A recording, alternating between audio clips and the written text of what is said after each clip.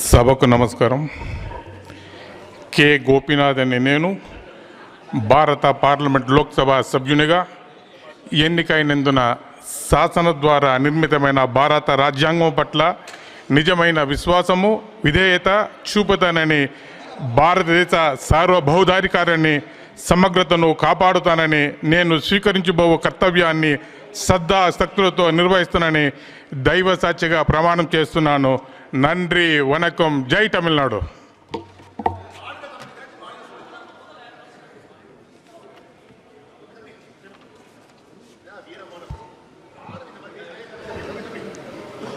Shri मणि ए